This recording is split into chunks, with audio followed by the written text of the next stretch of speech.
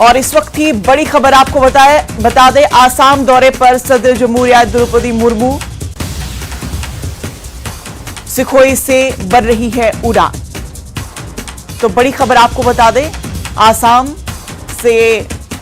दौरे पर सदर जमहूरिया द्रौपदी मुर्मू है और सुखोई से उड़ान बढ़ रही है।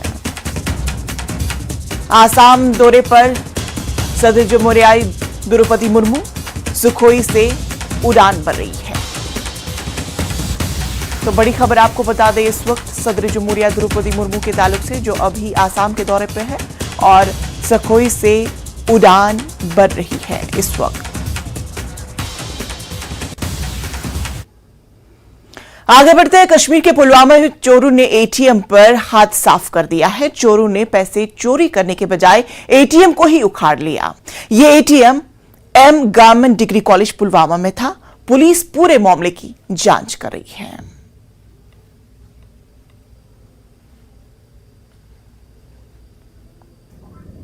हम इस वक्त मौजूद है डिग्री कॉलेज जो बॉयज़ है पुलवामा का, यहाँ पर मौजूद है। तो इसके साथ ही यहाँ पर एटीएम जो है जेके बैंक का एटीएम है, इसका जो यहाँ से भी बाहर से भी ये एंट्रेंस है और अंदर से भी एंट्रेंस है।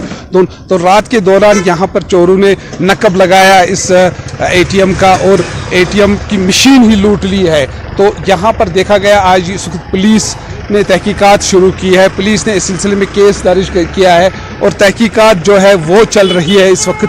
और जो एटीएम मशीन है वो लूट ली गई है रात को ही। बैंक ऑफिशियल्स भी यहाँ पर पहुँचे हैं और उन्होंने यहाँ से तहकीकात जो है वो शुरू कर दी है। पुलिस ने भी इस सिलसिले में तहकीकात शुरू कर दी है। लेकिन यहाँ पर यह देखा गया है कि जो बैंक ऑफिशियल्स है, जो एटीएम गार्ड होते हैं, रात को तैनात होते हैं, वो इसमें नहीं होते। चोरों ने उसका फ़ायदा उठाया, उस चीज़ का फ़ायदा उठाया और उसकी वजह से वो मशीन ही उड़ा ले गए। बिलाल खान, न्यूज़ 18, पुलवामा। जम्मू को आज अपना टूलिप गार्डन मिलेगा। एलजी मनोज सिन्हा जिला रामबंद के सनासर इलाके में टूलिप गार्डन का इफ्तिताह करेंगे। नया टूलिप गार्डन 40 कनाल अराजी पर फैला हुआ है और इस सीजन में 25 अक़साम के 2,75,000 टूलिप लगाए गए हैं। जम्मू कश्मीर के सयाहती शोबे के लिए एक बड़ी कामयाबी तस्वुर की जा रही है।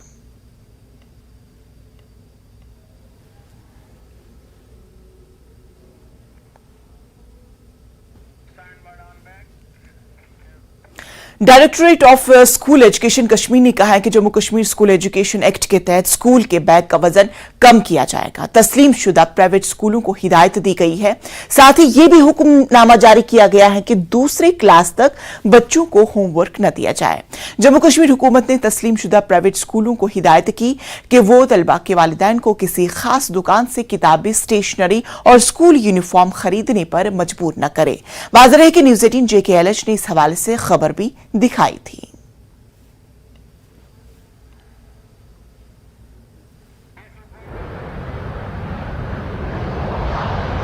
तो नाजरीन, आप तस्वीरों में देख सकते हैं कि जिस तरह से अभी सदर जमहूरिया हिंद द्रौपदी मुर्मू अभी सुखोई से उड़ान भर रही है। ये तस्वीरें आपके टीवी स्क्रीन पर, जहां पर सदर जमहूरिया हिंद आसाम के दौरे पर है और सुखोई से इस वक्त वो उड़ान भर रही है।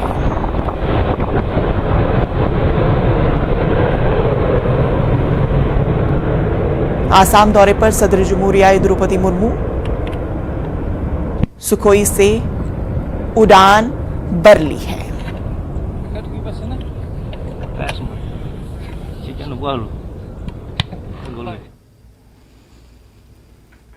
आगे बढ़ते हैं, कार्तिक की नई फिल्म की शूटिंग कश्मीर में चल रही है। अदाकार कार्तिक आर्यन ने इंतजामिया का शुक्रिया अदा किया। कार्तिक का कहना है कि शूटिंग में सभी ने हमारी भरपूर मदद की। कार्तिक ने कहा कि मैं उम्मीद करता हूं कि मैं यहां बार बार आऊं।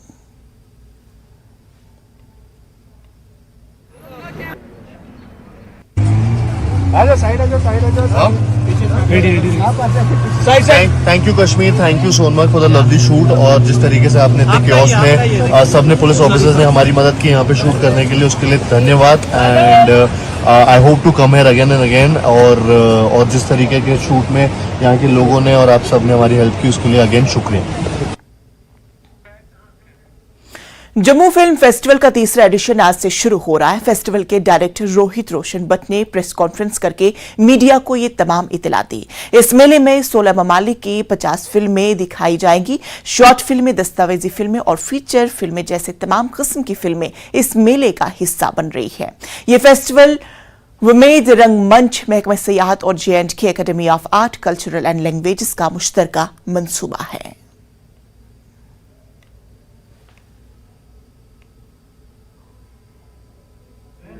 इस बार हमारे पास लगभग 100 फिल्में आई थी, शॉर्ट फिल्म्स, डॉक्यूमेंट्रीज और फीचर फिल्म्स लगभग 16 कंट्रीज से, जिसमें से हम 50 फिल्में, शॉर्ट फिल्म्स, फीचर फिल्म्स और डॉक्यूमेंट्रीज दिखा रहे हैं ओवर 2 डेज, मतलब 8 और 9 तारीख के बीच में। अभिनव थिएटर में हम 3 हॉल्स में पैरेलल स्क्रीनिंग्स कर रहे हैं। 11 कंट्रीज की फिल्म्स हैं, बहुत ही आला दर्जे की फिल्में हैं from countries like Iran, United states, UK, Turkey. तो नाज़रीन, आपको बता दें कि इस वक्त वजीर कानून किरण रिजिजू जम्मू की यूनिवर्सिटी में खिताब कर रहे हैं। The phase 2 project of E-Court had really strengthened the Indian judiciary, and that is why the phase 3 will be a complete game changer. I am very happy to inform, just to give you a few comparative statements for your understanding how much we are into the whole efforts of changing the Indian judiciary. In 2014, there were 15,818 court halls available in the entire country. And within 7 years, from 15,000, we added, and the total number now is 21,171 total court halls in the country. In 2014, the total residential units, see, residential unit is so, I don't want to see our honorable judges staying in a rent house. In many of these states, the judges are still, non-judiciary judges are staying in rented house. It is not a good sight for anybody. We must have our own legitimate property, which should be designated as the, ये जज साहब का घर है। अब जज साहब खुद किराए के घर में बैठेंगे, ये बिल्कुल सही नहीं लगता है। तो हमने काफी कदम उठाए हैं इसमें। It was 10,211 residential unit in 2014, and when we took over, we started looking into this issue, and now the total number is 18,734. आप सोच सकते हैं, हम इस साल का ऐड नहीं किया, मैं पिछले साल का बता रहा हूं। हमने लगभग 40% सिर्फ 7 साल में उसको ऐड किया है। तो इसी प्रकार से कई चीजें हैं, मैं बहुत ज्यादा गिन के बताना नहीं चाहूंगा, लेकिन जो हमारा E-Court के माध्यम से, जैसे ई-सेवा केंद्र बनाया गया है, और one stop solution for video conferencing through virtual hearing, e filing का प्रोविजन शुरू कर दिया गया है E-Court प्रोजेक्ट के माध्यम से। तो ये जो डिजिटल डिवाइड को गैप करने का ये बहुत बड़ा कदम है। ई-फाइलिंग वगैरह ये इतना अहम है कि आजकल लोग जाकर के कोर्ट में दाखिला करने में ही परेशानी होती है। अगर हम इसको कंप्लीट डिजिटलाइज कर देंगे तो बहुत आसान हो जाता है। कई चीजें हैं, मैं और चर्चा नहीं करना चाहूंगा। एक नालसा के बारे में, क्योंकि अभी हम लोग उधमपुर जा रहे हैं, हम यहां से श्रीनगर जाएंगे बाय रोड, तो हमने कहा कि चीफ जस्टिस साहब, हमारा नालसा के एग्जीक्यूटिव चेयरमैन, यहाँ का सीनियर जज J1 जस्टिस तसीर अफजल जी, हम लोग बाय रोड जाएंगे। मैंने कहा कि हम लोग सब ड्राइव करेंगे और बाकी हमारा ऑनरेबल जजेस ज्वाइन करना चाहता तो आप कर सकते हैं, नहीं तो आप यहाँ पे आप जम्मू में बैठना है तो बैठ सकते हैं। लेकिन हम लोग उधमपुर में अभी एक नालसा का एक लीगल अवेयरनेस का कैंप लगाने वाले हैं, तो वहां मैं थोड़ा सा बताऊंगा पब्लिक को कि हमारा देश में बहुत से लोग ऐसे हैं कि जिसको न्याय कैसे मिलता है वो बेसिक चीज पता ही नहीं है, मतलब कैसे आपका हक को प्राप्त करना है। The simple way of getting justice itself is a problem. because our people, majority of the common citizens are not aware of the procedure. That is why the National Legal Service Authority has started tremendous work. मैं बोलता हूं, हमने कई काम किया है जिंदगी में और इस मिनिस्ट्री में भी बहुत काम कर रहे हैं, लेकिन सबसे ज्यादा जो मुझे आनंदित करते हैं, जो सेटिस्फेक्शन देते हैं, वो है नेशनल लीगल सर्विस अथॉरिटी के काम। क्योंकि गरीब से गरीब लोगों को गांव दूर सुदूर में जो बैठते हैं उसको लीगल एड देना, हमने फैसला किया कि हम पैसे भी नहीं लेंगे। हमारे जो पैनल लॉयर्स है, इनको जो भी मदद करना है वो हम भारत सरकार की ओर से मदद करेंगे, लेकिन हम आम जनता से हम पैसे चार्ज नहीं करेंगे। We are providing free legal aid. और जब हम लीगल कैंप लगाते हैं, आज भी हम देखेंगे उधमपुर में ताशीर जी ने काफी अरेंजमेंट किया है, मुझे पता चला। हर डिपार्टमेंट, चाहे भारत सरकार का हो या राज्य सरकार का, जो भी स्कीम्स है, वेलफेयर स्कीम्स का, उस लीगल कैंप में उसको दर्शाया जाता है, वहां स्टॉल्स लगाया जाता है। और आज भी हम लोग कई बेनिफिशियरीज को हम हैंड ओवर करेंगे, सर्टिफिकेट्स या इक्विपमेंट्स जो भी करना है। क्योंकि भारत सरकार या राज्य सरकार कोई भी स्कीम है, अगर जब तक लोगों तक नहीं पहुंचेंगे तो फायदा क्या है। तो इसमें हमारे लीगल सर्विस वाले बहुत अच्छा काम करते हैं, खास करके जो हमारे पैनल लॉयर्स है, panel legal volunteers, they are exceptionally devoted to the cause and I must salute them. And Telilo concept is now getting well received by our lawyers community. और मैं बोलते रहता हूं, जो स्पेशली हमारा यंग लॉयर्स है, ये जो प्रो बोनो कॉन्सेप्ट है, हमारा टेलीलॉ से स्कीम चल रहा है भारत सरकार का, इसमें आपका योगदान होना चाहिए। और सुप्रीम कोर्ट में जो बड़े बड़े वकील बैठते हैं, उसको तो मैं बोलते रहता हूं, कभी कभी तो बोल के मैं थक जाता हूं। एक केस में बड़े लॉयर्स 25 लाख, 30 लाख, 40 लाख तक चार्ज करते हैं। ऐसा क्या परिस्थिति आ गया कि एक लॉयर एक केस के एक हियरिंग 40 लाख चार्ज करते हैं। कोई एडवोकेट ऐसे है जो एक दिन में 1 करोड़ कमाते हैं।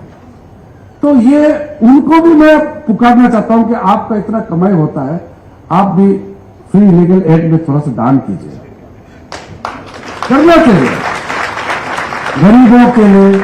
हमारे जो पैरल लीगल वॉलंटियर्स है, वो बेचारे खुद इस्टेब्लिश हुआ नहीं, फिर भी वो लीगल एड्स देते हैं। आई salute specially those lawyers, young lawyers who are yet to establish themselves as a professional lawyer. Still, they are devoted so much to serve the people. और कोई करोड़ों कमाता है, 1 रुपया का दान देते नहीं है किसी को, तो फायदा क्या है पैसा। सब जानते हैं ना, जब आप इस दुनिया से चले जाएंगे तो वो धन दौलत आप लेके जाएंगे नहीं, तो कुछ अच्छा काम करके जाइए जीवन काल में। तो ये जो प्रो बोनो का कंसेप्ट है, it's a service to the nation. ये जो भाव है, सर्विस का भाव है, ये रहना बहुत जरूरी है। यहां आपके यूनिवर्सिटी के माध्यम से काफी अच्छा संदेश दे सकते हैं। मैं कई यूनिवर्सिटी में गया हूं और वहां के जो लॉ स्टूडेंट्स हैं, while they are still pursuing the LLB degrees, they are involved in various such voluntary activities. तो आपके यहाँ भी कर रहे होंगे, मैं तो सिर्फ कहने के लिए कह रहा हूँ कि यूनिवर्सिटी से ही ग्रूमिंग होते हैं, सारा सर्विस देने का जो क्षमता है। और जम्मू यूनिवर्सिटी का आपका इतना पुराना, इतना अच्छा नामने वाला और इतना बड़ा 164 colleges are affiliated to this university. It's a huge university. तो आपके माध्यम से बहुत काम किया जा सकता है। उसके अलावा मैं अंत में 1-2 बातें कहना चाहता हूं, बहुत लंबा हो गया। यहां मैं जम्मू कश्मीर में आते रहता हूं और जब मैं मिनिस्टर ऑफ स्टेट होम थे तब भी कई बार आए। मैं जब स्पोर्ट्स मिनिस्टर था, यूथ अफेयर्स, स्पोर्ट्स और आयुष मंत्री थे, तब भी कई बार आए। और कानून मंत्री बनने के बाद भी मैंने कई दौरा किया है। पिछले 8 साल के अंदर में, अभी तो हमारा सरकार का 9 साल पूरा होने वाला है, मैंने जो बदलाव देखा है, सचमुच में मुझे गौरव होता है। और मैं इसलिए कह रहा हूं क्योंकि हम लोग जब कॉलेज में थे, पढ़ रहे थे, तो जम्मू कश्मीर जब बोलते हैं और जब देखते हैं तो तो अलग से एक दृश्य सामने में आता था और फुल्ली इंटीग्रेट हुआ नहीं है। जम्मू रीजन में उतना प्रॉब्लम नहीं है जो जम्मू में रहते हैं, लेकिन अंदर जाते और खास करके घाटी में जब जाएंगे तो थोड़ा सा अलग से भाव आता था, जो परिस्थिति। लेकिन आज इतना अच्छा लगता है कि वो जो एक अलग परिस्थिति था वो खत्म हो गया और बाकी भारत देश में जैसा है वैसे ही परिस्थिति जम्मू कश्मीर में बन गई है। तो इसमें कई लोगों का योगदान है। प्रधानमंत्री मोदी जी का जो बड़ा सोच के साथ जो कदम उठाया, उस सोच को जमीनी तक ले जाने में जितने भी लोगों ने योगदान दिया है, हमारे कर्मचारी है। हम चाहते हैं कि हमारा जो यंग लॉयर्स है उसका जिंदगी, उसका जो अपना इंटरेस्ट का जो भी एरिया है उसमें आगे सक्सेस होने के लिए भारत सरकार अच्छा कदम उठा रहे हैं। खास करके अल्टरनेटिव डिस्प्यूट रेजोल्यूशन मैकेनिज्म में आर्बिट्रेशन मीडिएशन के क्षेत्र में हम आगे बढ़ रहे हैं। जो लोग रेगुलर कोर्ट में प्रैक्टिस करना है वो बन सकते हैं, अदरवाइज आप आर्बिट्रेटर बन सकते हैं, आप मीडिएटर बन सकते हैं और उस क्षेत्र में आप लॉयर बन करके अच्छा असिस्टेंस कर सकते हैं, ताकि हमारा जो यंग लॉयर्स है उसका फ्यूचर आबाद रहे। हम अभी मीडिएशन बिल लास्ट स्टेज में है। अब मैं उम्मीद कर रहा था कि इस बजट सेशन में पेश करूं, लेकिन कर नहीं पाया। उम्मीद रखते हैं कि अगले जो मानसून सेशन होगा पार्लियामेंट में वहां हमारा मीडिएशन बिल हम पास करेंगे। तो हमारा लगभग, मेरा मानना है, मैं अभी दावे नहीं कर सकता हूं, लेकिन कम से कम 40-45% जो टोटल केसेस पेंडिंग है, स्पेशली जो आपका सिविल केसेस है, वो मीडिएशन में सेटल हो जाएंगे। कई केसेस है जो अननेसेसरी क्लॉक करके रखा हुआ है हमारा पेंडेंसी में, वो मीडिएशन में सेटल हो जाएंगे। आर्बिट्रेशन का तो पिछली बार मैं जब श्रीनगर गए थे तो जम्मू कश्मीर का आपसे जो अटैच आर्बिट्रेशन है बहुत अच्छा बनाया है। मैंने वहां हमारा सारा ऑनरेबल जजेस के साथ में सारा कमरा देखा, बहुत अच्छा व्यवस्था है। जम्मू का तो मैं देखा नहीं है, लेकिन इस तरीके से जब जम्मू कश्मीर में जुडिशरी की तरफ से बहुत अच्छा काम कर रहे हैं तो मुझे लगता है कि आम लोगों के लिए न्याय बहुत दूर नहीं है। तो ऐसे परिस्थिति मुझे अच्छा लगता है, जैसे मैंने कहा कि जब जम्मू कश्मीर का हालात सामान्य हो रहे हैं, बहुत अच्छा हो रहे हैं, डेमोक्रेटिक प्रोसेस ऑन है, तो ऐसे समय में हम जो लीगल फ्रेटर्निटी में जो लोग हैं, हम लोग का भी बहुत बड़ा इसमें योगदान का जरूरत पड़ता है। तो हम सब मिलकर के काम करें। और मैं फिर से यूनिवर्सिटी ऑफ जम्मू को मैं धन्यवाद देता हूं, खास करके वाइस चांसलर साहब और आपके टीम को, कि ये कार्यक्रम को आपने यहां आयोजन करके आज एक बहुत ही महत्वपूर्ण दिवस, तो संविधान को लोगों तक पहुंचाने के लिए डोगरी भाषा में जो अनुवाद हुआ है इसका यहाँ विमोचन किया गया है। और साथ साथ हमारे काफी यहाँ युवा वर्ग के काफी लोग यहाँ जुड़े हुए यूनिवर्सिटी के। और फिर से मैं चीफ जस्टिस साहब, आपके ऑनरेबल जजेस को धन्यवाद देता हूँ। जो हमारे हाई कोर्ट के जम्मू कश्मीर लद्दाख हाई कोर्ट के चीफ जस्टिस साहब और जब जजेस यहाँ आए हैं तो ये इस यूनिवर्सिटी का भी बहुत बड़ा एक शान की बात है कि इतने जुडिशरी से हमारे टॉप ऑनरेबल जजेस यहाँ आए हैं, पूरे टीम आए हैं। और खास करके जिन्होंने ये किताब को इस रूप में सफलतापूर्वक लाए हैं, सबको फिर से अभिनंदन करना चाहता हूं। And extremely delighted to be with you. Thank you very much. जय हिंद।